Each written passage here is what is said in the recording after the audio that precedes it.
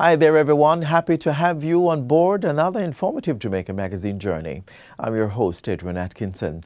We have a lot in store for you in this half hour as we explore tourism achievements, water policy, and more. But first, our news of the day is right after this quick message. So stay with us.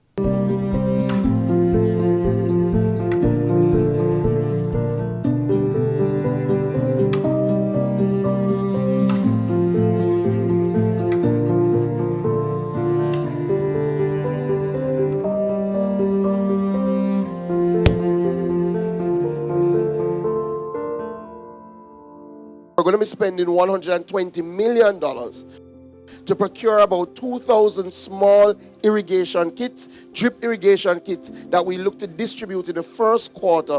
Don't miss our review of the 2024 major highlights from the Ministry of Agriculture, Fisheries and Mining on January 21, 2025.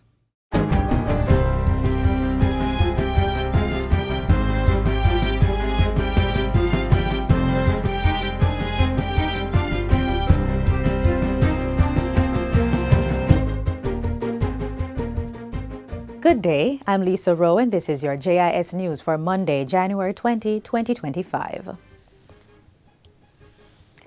A new $40 million pipeline from Walkerswood to Breadnut Hill is among several water projects set to come on stream for residents of St. Anne. This will extend water from a well in the area and will supply areas such as Great Pond through to Dunsville, directly benefiting the community of Exchange. Minister with responsibility for water, Matthew Samuda, says the new project will get off the ground within this year. We're in the final planning stages and we expect to be able to start within 12 months with the new 12-inch ductile iron line from the pump in White River all the way up to the replaced 100,000 gallon tank. That will be the last component for transformation of Exchange water. Minister Samuda gave the update last week as he commissioned the Lancewood Pipeline Extension project. That project cost $16 million and is to benefit over 400 residents. The sugar sector is on the cusp of renewed growth. Agriculture Minister Floyd Green made that assertion during a recent tour of the Pan-Caribbean Sugar Factory in Frome, Westmoreland, which marked the beginning of the new sugar harvesting season. The tour also provided an opportunity to assess progress in addressing recent production challenges. With the sugar sector largely in the hands of private sector players, Mr. Green says the ministry's continued collaboration with the companies like Pan-Caribbean Sugar are necessary to drive growth and support farmers. We're very happy to see the latest investment by Pan-Caribbean Sugar, over $1 million United States dollars in farm equipment, agricultural equipment that will help them to run a much more efficient operation. In response to challenges faced by farmers in transporting their sugarcane to the Frome factory, the minister points to the government's short-term transportation subsidy, which has helped local farmers continue their cultivation and supply efforts. So we decided to, on a short, sustained basis, to provide some support directly to the farmers to be able to transport the cane to the Frome Sugar Factory. Pan-Caribbean Sugar's chairman and CEO is expressing optimism for the upcoming harvest, pointing out that over 2,500 hectares of sugarcane in Westmoreland are ready for reaping. Small businesses have another window of opportunity to benefit from an NHT amnesty on interest owed for the employer's portion of contributions to the trust.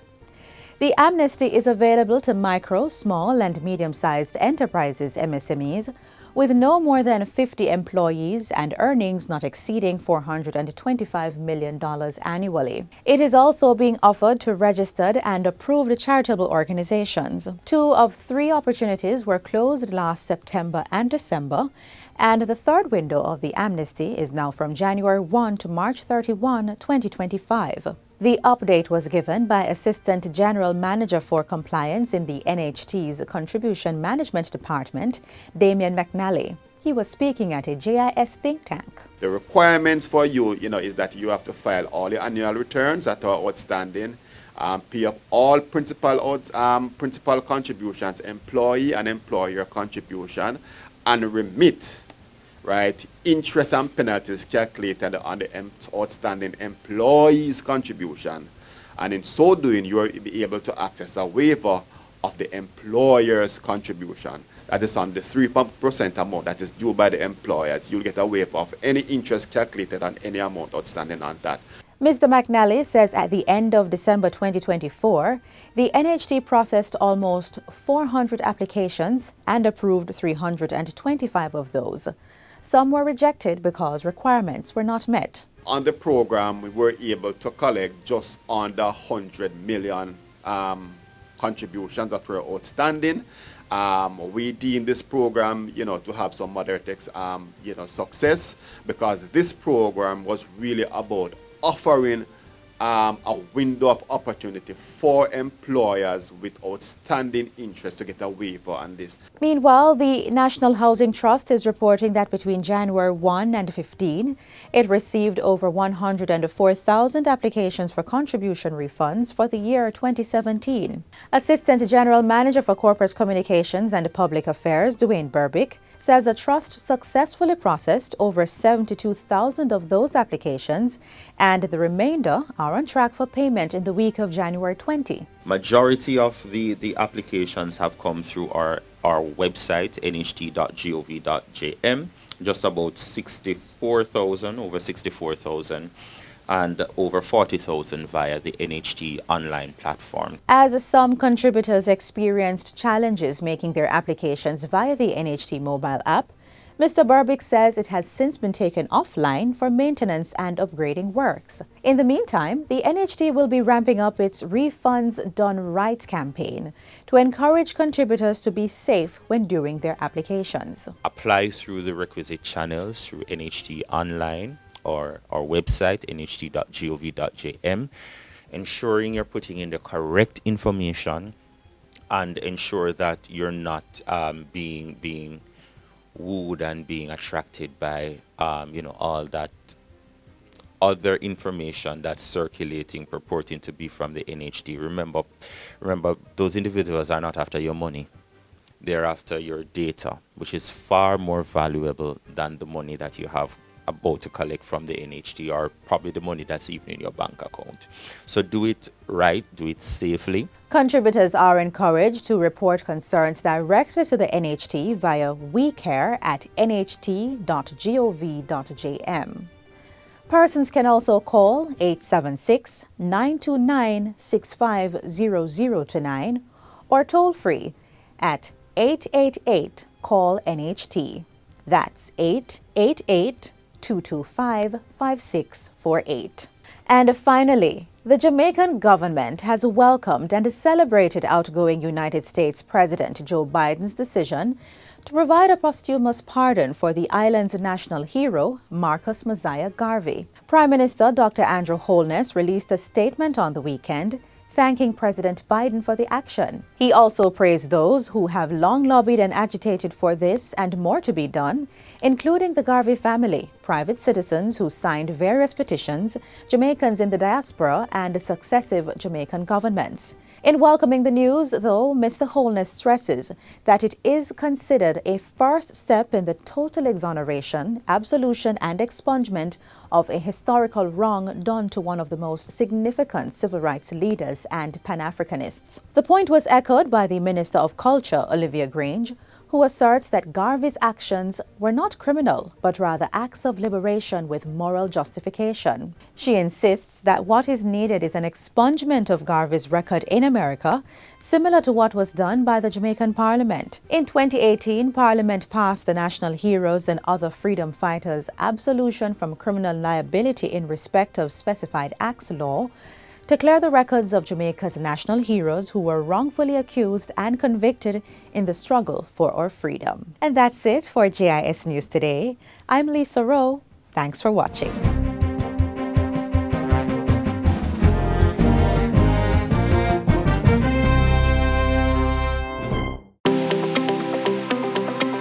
Flu season is here. Let's fight the flu with these tips. Stay up to date with recommended flu vaccines. Practice good hygiene, that is frequent hand washing and sanitizing, covering your mouth and nose when sneezing, and sanitizing frequently touched surfaces. You're also encouraged to eat a balanced diet, take vitamin and mineral supplements, stay hydrated, and stay away from persons displaying flu-like symptoms. Protect yourself this flu season.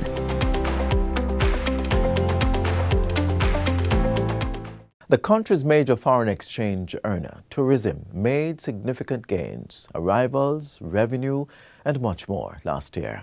We now reflect on the achievements that spawned from the Ministry of Tourism's ambitious growth and sustainability agenda.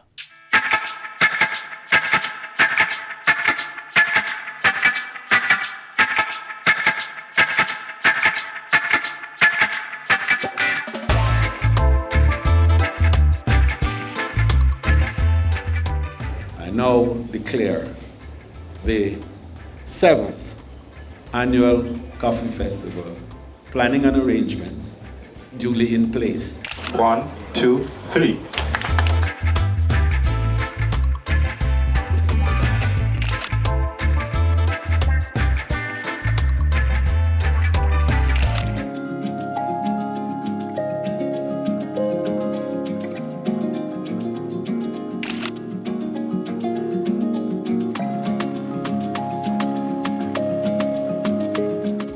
It is now my joy and my pleasure to declare this second historic Global Tourism Resilience Day duly established.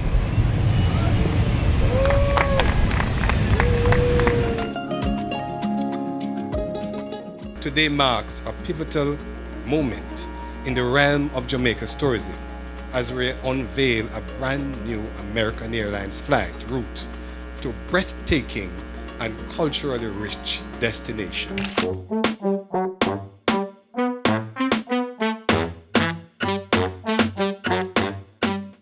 This, of course, is the 7th renewal of the Jamaica Coffee Festival, which I inaugurated, and I'm excited about the fact that we created something that has made it possible to showcase the varied, the deep, the wide, the elongated value chain of coffee in Jamaica.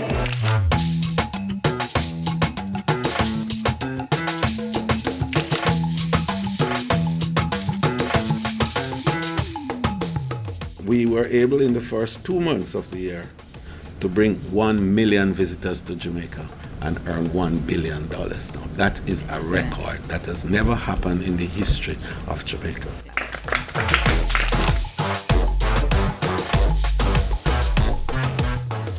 We have put $500 million from the Tourism Enhancement Fund that the JHTA and the tourism partners have now agreed that they will come in and match so we can provide as much as 100 little houses for tourism workers.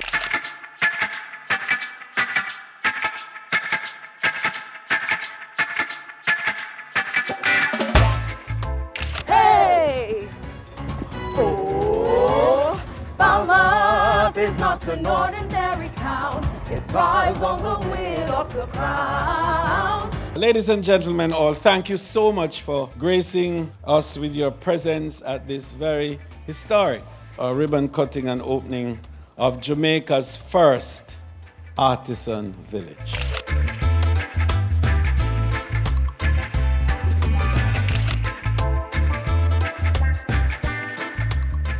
The signing of this MOU between the Jamaica Cultural Development Commission and the TPD, Tourism Product Development Company, truly is a momentous occasion for us all. The remarkable young women represent the future of Jamaica, and through this partnership, we aim to equip them with the knowledge and skills they need to become outstanding ambassadors to foreign nations' rich cultural and tourism heritage.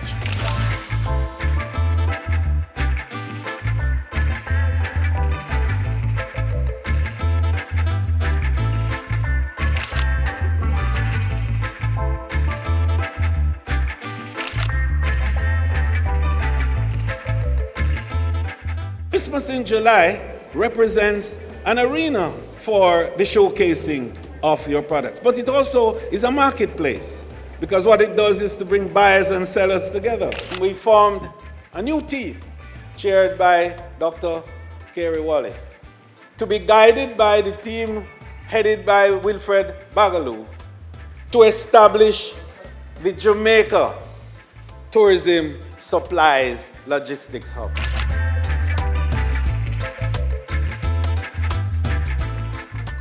In an effort to build back these livelihoods and support the recovery of the Jamaican people, the Ministry of Tourism is advising that $2 million of the Spruce Up allocation, we are allowing members of parliament within the southern area where the damages have been greatest to use $2 million of the $4 for relief activities.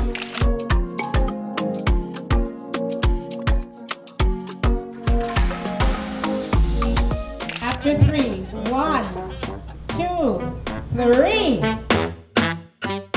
It is truly a pleasure to welcome you today as we gather to unveil this magnificent mural in celebration of Tourism Awareness Week and Tourism Awareness Day.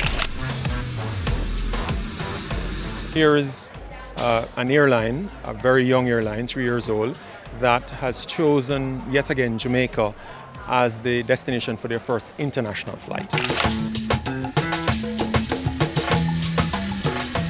The fact that this flight inaugurated today in Jamaica signals a very important part of the link in that particular chain, which will then enable regional connectivity and the realization of multi-destination tourism is critical.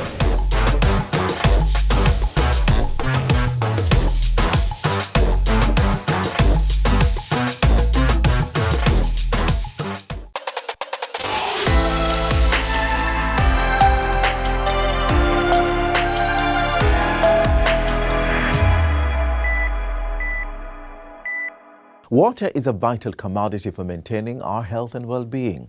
It's also critical for our economy, and so great care is necessary to protect and manage this resource. In this next feature, we'll explore the work of the Water Policy and Monitoring Branch in the Ministry of Economic Growth and Job Creation.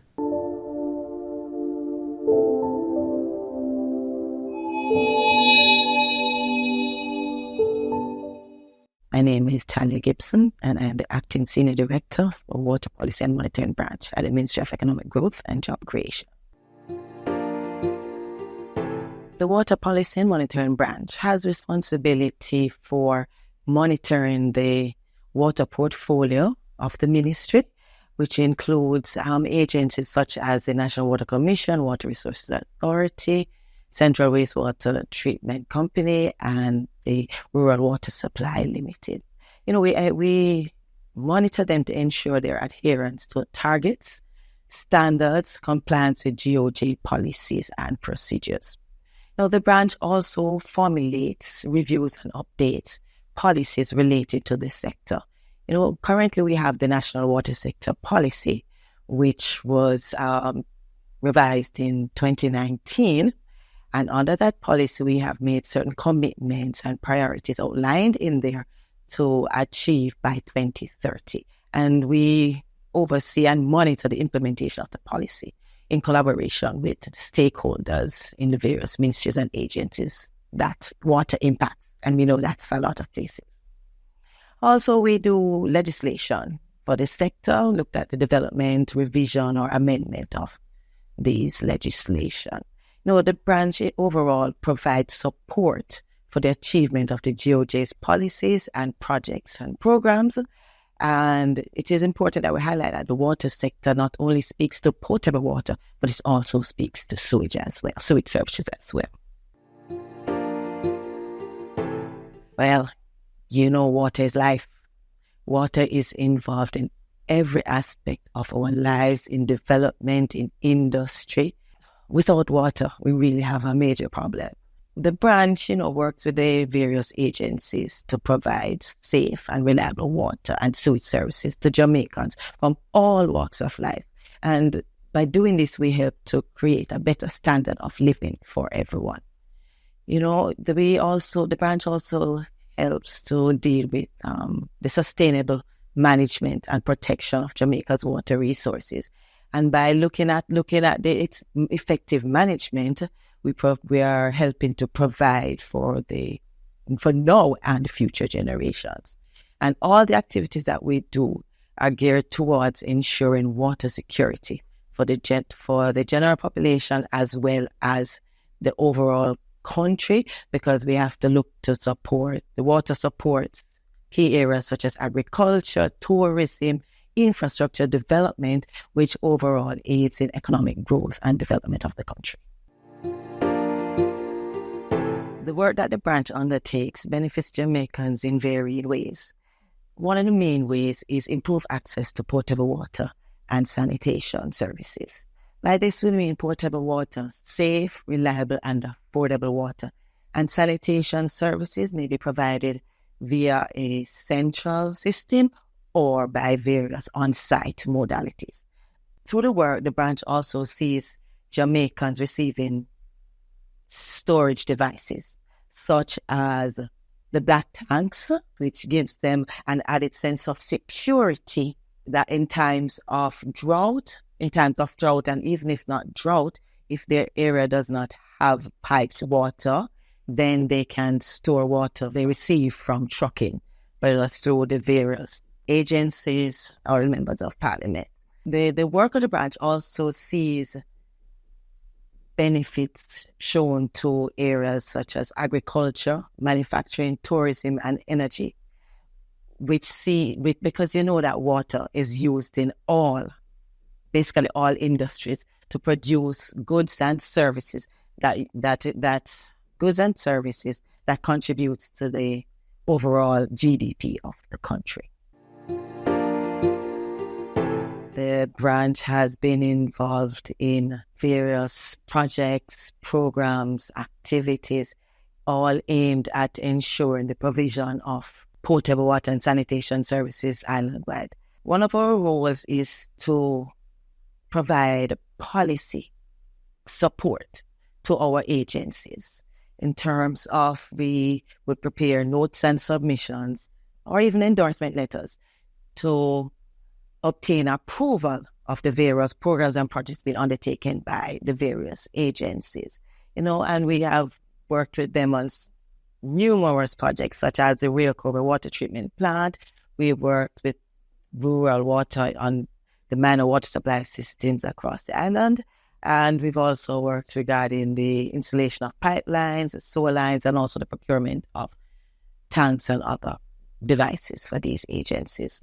We've also administered, in collaboration with other key stakeholders, the implementation of the Government of Jamaica National Drought Mitigation Initiative, which sees persons receiving tanks for storage of water. Right. Another thing that we have done is to look at aspects of the national water sector policy that need to be pulled out and achieved. So one of the things that we have worked on is the rainwater harvesting planning guidelines, which was approved by Parliament for implementation. And this policy this guideline is there to ensure that there's a standard for rainwater harvesting systems that are being implemented throughout the country. We also worked with the Water Resources Authority in obtaining approval for the National Water Resources Master Plan for Jamaica. And this plan outlines the management, how the management of our water resources will be undertaken. Another item that the branch usually does is the observance of World Water Day on March 22 each year. We work in collaboration with the public and the private sector in hosting events at various locations. Over the past 3 years, we have focused on schools, given that our youth, if we can teach our youth and encourage our youth to look at water conservation techniques, the importance of the management and sustainability of water, taking care of our water resources, that way we can help to have water for future generations, right? And when we engage these schools, we provide educational information on all the various components of water. And we also provide water-saving devices to some of these schools. We also provide storage through black tanks, and we also, in collaboration with our agencies as well, provide rainwater harvesting systems to these schools. This way we are encouraging and informing the youth and, of course, through them, their parents, the importance of managing water.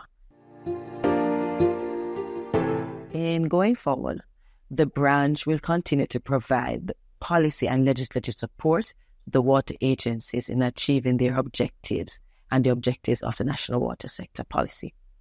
We will also seek to operationalize a monitoring and evaluation framework to track the achievements and progress towards achieving the goals of the policy. This monitoring and evaluation framework will allow us to learn from our experiences, adapt where necessary, and adjust priorities to stay aligned with the national development needs and the sustainable development goals applicable to the sector. We will also look at updating or revising the National Water Sector Policy within the next 2 to 3 years, thus ensuring that it remains relevant and effective in addressing the country's water management challenges. Another important and critical component of provision of water is social water. Finally, the branch will continue to administer the implementation of the GOJ National Drought Mitigation Program in collaboration with stakeholders. The Government of Jamaica, through the Ministry of Economic Growth and Job Creation, aims to provide improved potable water and sanitation services to all Jamaicans and to promote water conservation and the management of the country's water resources. What we do in our branch is to facilitate the provision of not just a housing unit, but adequate shelter that will redound to a better quality of life for our populace. So there are a number of policies that we work on, for example.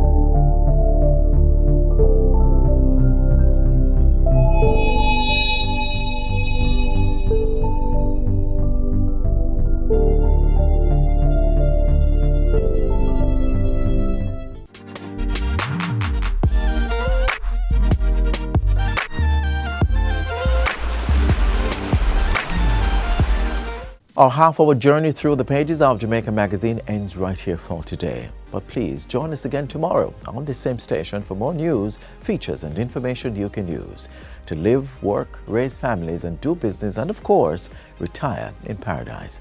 In the meantime, visit our website at gis.gov.jm for this and other offerings. On behalf of the entire production team, I'm Adrian Atkinson. Until next time, walk good. This has been a production of the Jamaica Information Service, the voice of Jamaica.